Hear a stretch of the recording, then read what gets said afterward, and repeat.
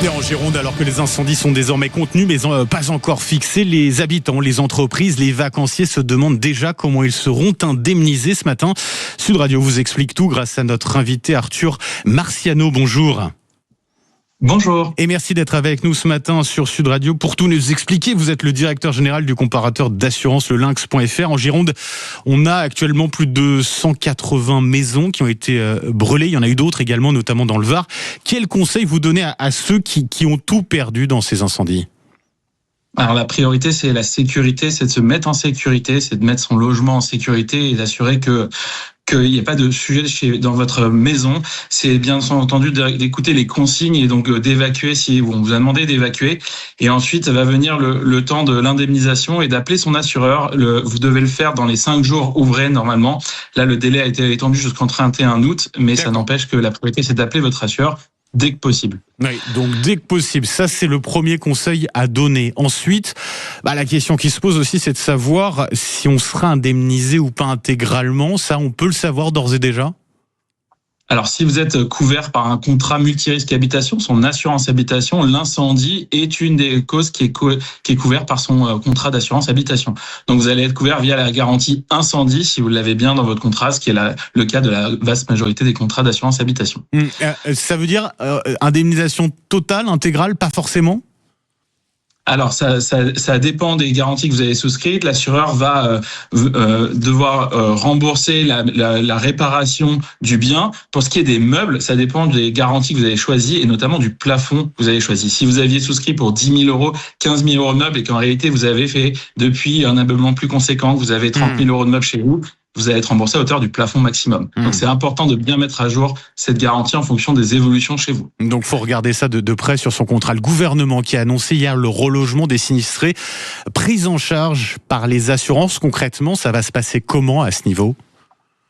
Alors très concrètement, vous allez pouvoir contacter votre assureur à nouveau qui va, dans le cadre de votre contrat, pouvoir vous apporter une solution d'hébergement. Elle est limitée, cette solution, à 3 semaines. Elle est limitée aussi si on vous a demandé d'évacuer votre logement par les autorités. Et donc ça, il faut à nouveau contacter son assureur pour voir dans quelle mesure ils peuvent vous assister dans ce moment un peu difficile. Parlons des vacanciers. Alors ceux qui devaient arriver dans les prochains jours, ce week-end notamment, un grand week-end de départ en vacances, la préfète de Gironde les a invités à reporter leur séjour tant que le feu ne sera pas totalement fixé. Ce n'est pas le cas pour le moment. Ces vacanciers, est-ce qu'ils peuvent prétendre à une forme d'indemnisation ? Qu'est-ce qu'ils peuvent obtenir concrètement ? Alors là, ça dépend de la situation concrète du lieu de vacances sur lequel vous avez prévu de vous rendre. Si jamais le lieu est encore ouvert, alors là, il va falloir avoir discuté avec la personne qui va vous héberger pour voir si dans ce cas de force majeure, il est possible d'avoir un remboursement ou un report vers un autre lieu. Si c'est par exemple c'est chez un groupe, ils vont trouver des solutions pour potentiellement vous envoyer dans un autre lieu de vacances. Si c'est fermé, là, vous pouvez demander une indemnisation soit à votre assurance voyage, si vous avez eu une assurance voyage par soit une assurance voyage spécifique, soit votre carte bleue, soit d'autres façons, via par exemple votre assurance habitation. Il faut vous retourner vers vos assureurs à nouveau. Ça, c'est pour donc les vacanciers. On a parlé des particuliers, des habitants. Pour ce qui est des entreprises, 13 000 entreprises mises à l'arrêt en Gironde, c'est très important. Comment ça va se passer pour elles ? C'est le même principe que pour les particuliers ?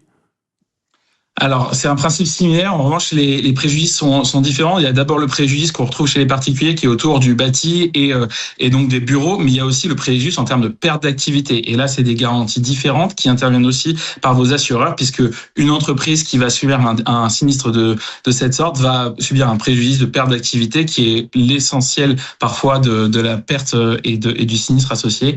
Et donc là, encore une fois, ils vont se retourner vers leur assureur pour voir qu'est-ce qui peut être garanti. Alors certains assureurs parlent de plusieurs centaines de milliers d'euros à indemniser.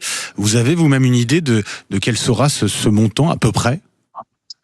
Alors aujourd'hui, on sait déjà que l'incendie, c'est une des causes qui coûte le plus cher aux assureurs à rembourser. C'est des sinistres qui sont peu fréquents, autour de 4% de sinistralité, mais en revanche, ils coûtent près de 25% de tout ce qui est remboursé par les assureurs aujourd'hui. Donc c'est conséquent. Et l'augmentation de ces sinistres-là va faire en sorte que les assureurs vont devoir rembourser encore plus et ça va impacter probablement les primes d'assurance habitation l'année prochaine. C'est-à-dire de combien ? Est-ce qu'on en a une idée ? Puisque j'imagine que pour ceux qui nous écoutent, Ils sont particulièrement sensibles à cela, ils regardent ça de très près.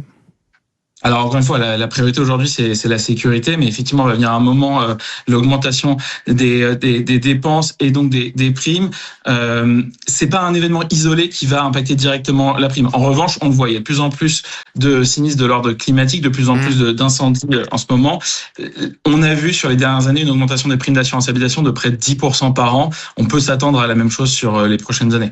Merci en tout cas pour toutes vos explications, Arthur Marciano. Je rappelle que vous êtes le directeur général du comparateur d'assurance, lelynx.fr. Merci d'avoir été avec nous ce matin et bonne journée à vous.